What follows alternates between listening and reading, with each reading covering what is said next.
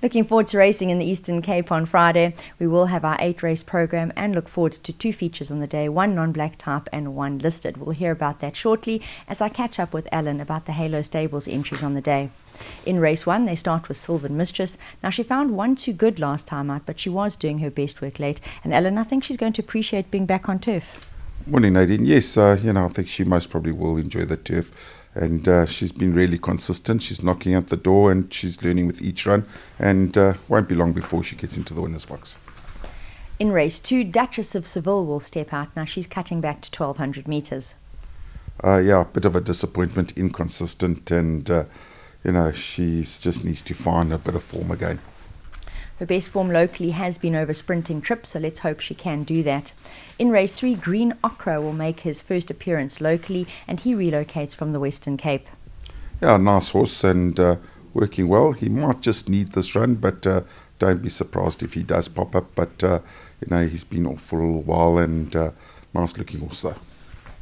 2 runners in race 4. Smashing is holding competitive form at this level, and she'll be joined by Pink Moon. Alan, I'm sure you'll be hoping for a bit of improvement from her. Yeah, Pink Moon, we're definitely looking for a bit of improvement. She's won her maiden and she seems to be stuck in that sort of rut after that. Smashing, knocking at the door.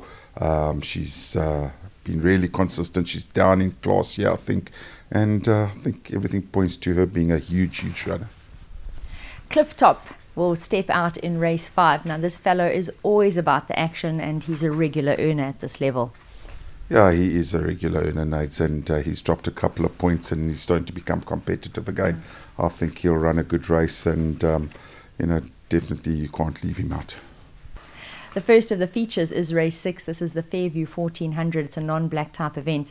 Now, both of the yards runners that step out here raced over 1,200 metres last time out. And Mercantor, he was an absolutely impressive winner. Really, really impressive. He's up to 1,400 now. Likewise, No Place Like Home, who had his comeback run last time out, and he did very well to place. Yeah, we'll start with him. No Place Like Home. He'd been off for a while. Ran a good race first time back after being on a holiday. And, if you worry about second run after a layoff, well, he's definitely one of those. Doesn't seem to worry me. So hopefully he'll run a similar sort of race. He was running on that day. Mercantor won as he pleased last time. And I think he's ticked all the boxes for this race, working really well. And I'm happy with him. I think it's a competitive race. But I think if you look at him, he's in good form. He looks well and he's been working nicely. And again, he races off the back of a very impressive win. Now, the next feature is the listed event. This is for the fillies and mares, the Milkwood Stakes, and they'll be racing over the 5-furlong trip.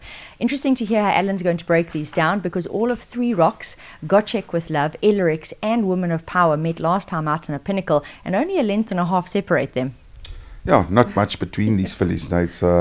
It is a listed race, one of the few races left now for these fillies going to stud, and they're all racing for a bit of black top. They're all racing to enhance their paddock value, and most of these fillies will be heading off at the end of the season towards stud. So 3 Rocks been ultra consistent. 1,000 metres maybe a bit on the sharp side. We have added the cheek pieces to her.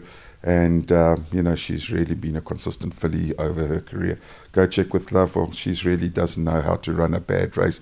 Even last time running 8th, only beaten 2 lengths. Ellerix, likewise, always there. And I thought the apprentice rode a really good race on her last time. And Woman of Power, she doesn't know how to run a bad race either. So, very competitive field. And I think luck in the running and a bit of Irish luck will help these fillies over. As far as form is concerned, you really do have to consider them all. The yard closed with 2 runners in race 8. Concerto, who's always doing her best work late, and Courageous. She may be up in class, but she's holding steady form and she can get involved again.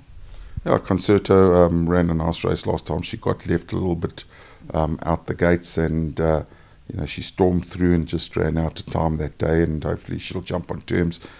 She'll be a big runner.